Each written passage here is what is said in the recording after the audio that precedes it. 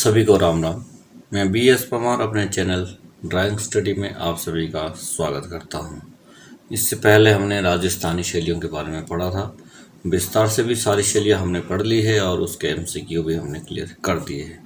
तो आज हम जो है वो एक नई शैली के बारे में पढ़ रहे हैं।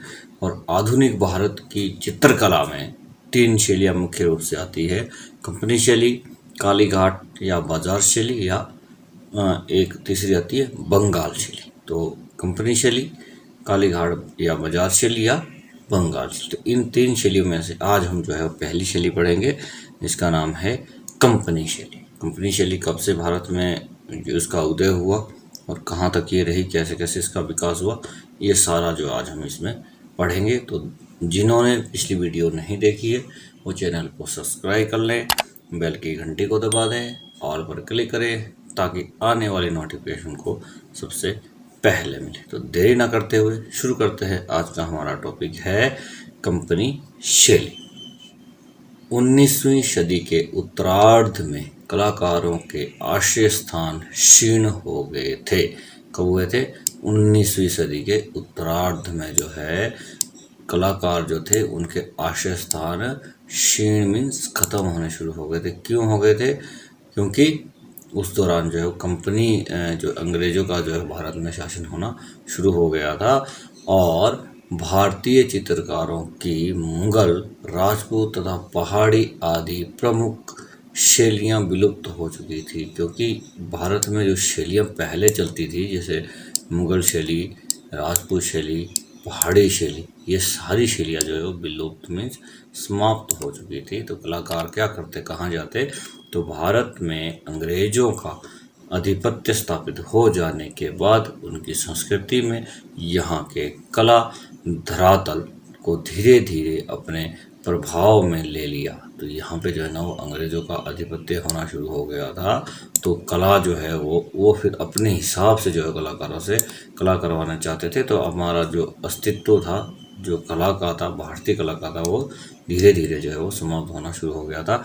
कैमरे का भारत में 1860 के लगभग प्रवेश हो चुका था। तो कैमरे का प्रवेश कब हुआ था भारत में, ये प्रश्न आता है और मुझे अच्छे से ध्यान है, कमीशन में आया था ये प्रश्न कि कैमरे का जो है वो प्रवेश भारत में कब हुआ था। 1860 ईस्वी में जो इसका प्रवेश हुआ था। हम और जगह कहीं से पढ़ लेते हैं और जहाँ पे सही उत्तर होता है वो हम नहीं पढ़ते हैं इस, क्योंकि कैमरे के लिए एक अलग से चैप्टर है हमारे पास बुक में, वो भी मैं आपको करवाऊंगा। पर ये देखो यहाँ पे क्लियर इसने दिया है कि कैमरे का जो अभी भारत में प्रवेश है वो 1860 ईस्वी में हुआ था। इसको अच्छे से रट लें, आप लिख लें अपने पास, ये पक्का आता है प्रश्न। साथ ही छापाखानों की स्थापना के साथ चित्रकारों का रुझान फोटोग्राफी नुमा यथार्थवाद शैली की ओर हो गया था। तो ये यथार्थवाद शैली है। एक नवप्रभातवाद शैली भी आती है, उसके बारे में हम जरूर पढ़ेंगे और यथार्थवाद के बारे में भी विस्तार से हम पढ़ेंगे। तो ये कह रहे हैं कि छापाखानों की स्थापना हो गई थी, तो जो चित्रकार हमारे थे उनका रुझान किधर चला गया था? फोटोग्राफी नुमा यथार्थवाद शैली की ओर इनका रुझान चला गया था। इसके अतिरिक्त ईस्ट इंडिया कंपनी में अंग्रेज अधिकारियों द्वारा लाए गए जल रंग, इसका विशेष ध्यान आप रखें, ये फिर भी आपको आगे भी आएगा इसी चैप्टर में, जल रंग व तेल रंग की यथार्थवादी शैली ने भी चित्रकारों को आकर्षित किया। किसने किया था? तेल रंग और जल रंग। जल रंग और तेल रंग ने जो है इनको अपनी ओर आकर्षित किया था। तो ये भी, इसका भी बड़ा जो है वो फर्क पड़ा भारतीय चित्रकला में। आगे हम इसमें पढ़ते हैं, छपाई खानों व चित्रों की व्यापारिक स्तर पर मांग होने से चित्रकारों के शैलीगत गुणों की अवहेलना प्रारंभ हो चुकी थी। क्योंकि चित्र व्यापारिक रूप से जो है वो, कमर्शियल रूप से जो है वो चित्रों की डिमांड बढ़ गई थी, इसलिए उन्होंने जो है वो शैली जो थी, वो शैलीगत गुण की अवहेलना हो रही थी, वो काम ढंग से नहीं हो पा रहे थे। दरबारों व ठिकानों में यथोचित आश्रय न मिलने के कारण भी भारतीय लघु चित्र परंपरा का आश्रय वट जीर्ण शीर्ण हो चला था। तो आश्रय इनके लिए कहीं नहीं था, इनको आश्रय कहीं मिल नहीं रहा था, इसलिए जो है जो सही लघु चित्र जो थे भारतीय शैली के वो जो है वो जीर्ण शीर्ण हो चला था। ये इसकी एक भूमिका हमने आज पढ़ी है, जो हमारी आधुनिक भारतीय शैलियाँ है उसकी भूमिका ये थी। अब हम पढ़ते हैं इसमें कंपनी शैली के बारे में। ईस्ट इंडिया कंपनी की स्थापना के बाद राजाओं तथा दरबारों में कलाकारों को आश्रय मिलना समाप्त हो गया था। जब भारत में ईस्ट इंडिया कंपनी की स्थापना हुई उसके बाद जो कलाकार थे उनको राजाओं तथा दरबारों में जो है वो आश्रय मिलना समाप्त हो गया था। मैं पहले आपको बता चुका हूँ। यह कलाकार, देखो ये कलाकार कहाँ गए थे? अमृतसर, लाहौर, दिल्ली, लखनऊ आदि स्थानों पर भारतीय तथा पश्चिमी शैली को मिलाकर चित्रण करने लगे। तो ये कहाँ कहाँ चले गए थे, ये नाम यहाँ जो है ना लिखे गए, ये भी आपने याद करना है, नोट कर लेने हैं। ये प्रश्न पूछा जा सकता है कि जब ईस्ट इंडिया कंपनी की भारत में स्थापना हुई तो उसके बाद कलाकार जो किन किन जगहों पर गए थे, ये यहाँ पे हमने ये पढ़ लिया है। किंतु यह स्थिति अधिक समय तक नहीं रही और आश्रय की खोज में भटकते हुए कलाकार पटना आकर बस गए। कहाँ बसे जी? पटना आकर बसे है। आगे हम इसमें पढ़ते हैं कि पटना अंग्रेजों का मुख्य व्यापारिक केंद्र था तथा व्यापारिक और आर्थिक दृष्टि से समृद्ध था। तो ये पटना क्यों आए थे? क्योंकि यहाँ पे जो है ये जो जगह थी, पटना जो शहर था, ये व्यापारिक रूप से बहुत ज़्यादा समृद्ध था और यहाँ पे आर्थिक रूप से भी लोग जो है बहुत ज़्यादा समृद्ध थे। तो जहाँ पे समृद्धि है वहाँ पे कोई भी आ जाएगा, क्योंकि उसे पता है कि यहाँ हमारी रोजी रोटी अच्छे से हम यहाँ पे कमा सकते हैं।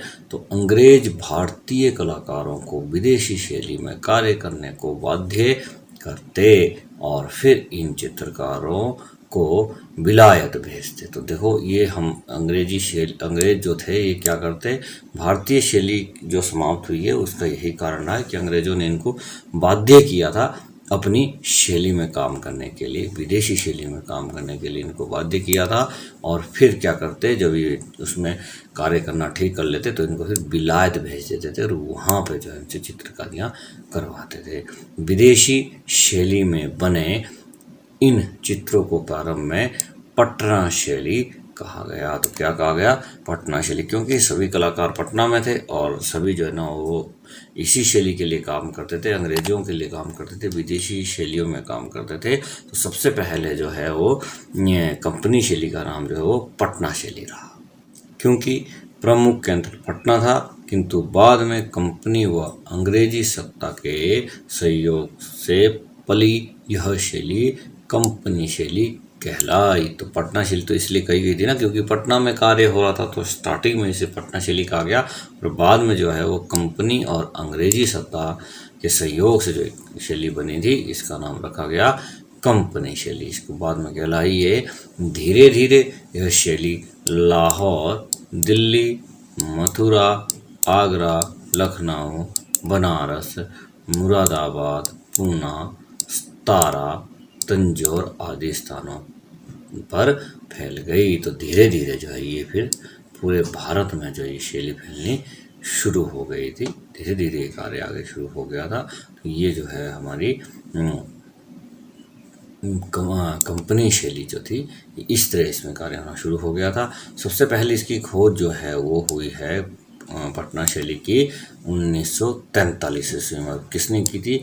पीसी मानक ने जो है इसकी खोज की थी। तो ये भी प्रश्न आता है कि कंपनी शैली या पटना शैली की खोज जो है वो किसने की थी? तो पीसी मानक ने की थी। और कब की थी, किस सन में की थी? 1943 ईस्वी में जो है इसकी खोज की थी पीसी मानक ने। तो ये आपने इसको नोट कर लेना है, अपने पास लिख लेना है।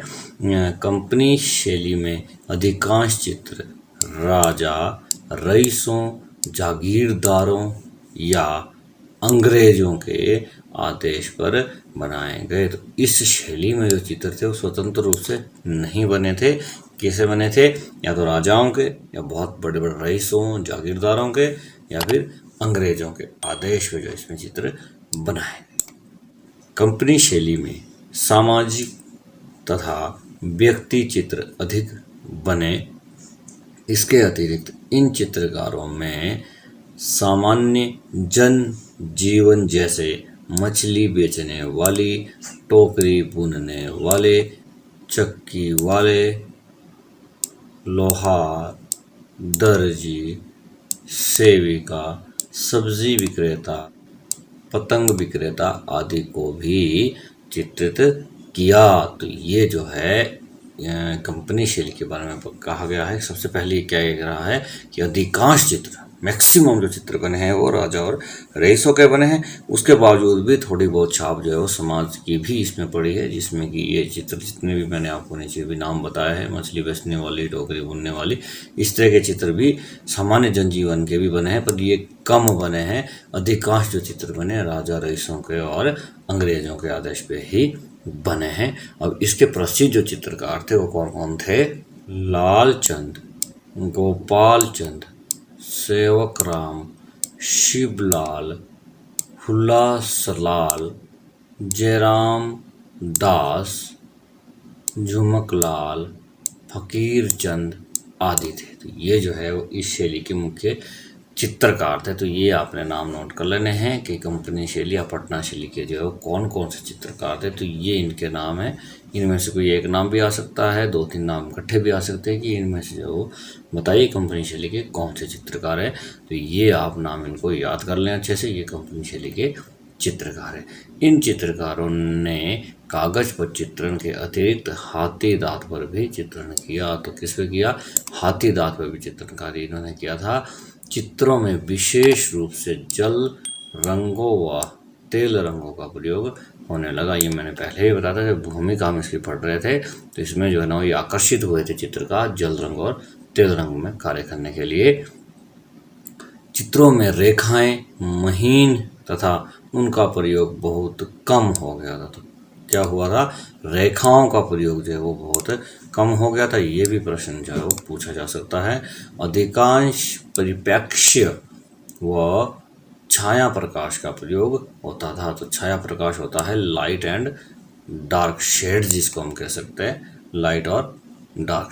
जो हम कार्य करते हैं, जब स्टिल लाइफ हम कार्य करते हैं तो उसमें लाइट और डार्क का ध्यान विशेष रूप से रखा जाता है। तो छाया और प्रकाश का प्रयोग जो है वो होता था। कंपनी शैली में अधिकतर चित्र छोटे आकार के बने हैं। ये भी प्रश्न आता है कि कंपनी शैली में चित्र जो है वो अधिकतर कैसे बने? तो छोटे आकार के बने हैं, जो इंग्लैंड में सुरक्षित है। कहाँ पे सुरक्षित है? इंग्लैंड में ये चित्र जो है वो सुरक्षित है। कुछ चित्र पटना में खुदा बख्श ओरिएंटल पब्लिक लाइब्रेरी में भी सुरक्षित है। तो कुछ चित्र कहाँ पे है? खुदा बख्श ओरिएंटल पब्लिक लाइब्रेरी में भी है, पर अधिकांश जो चित्र है वो इंग्लैंड में इसके सुरक्षित है। तो ये हमारी आज थी कंपनी शैली के बारे में आज हमने पढ़ा है। यदि आपको वीडियो अच्छी लगी है तो वीडियो को ज़रूर लाइक करें ताकि मेरा उत्साह बना रहे और इसी तरह की वीडियो मैं आपको बनाता रहूं। Thanks for watching my channel drawing study.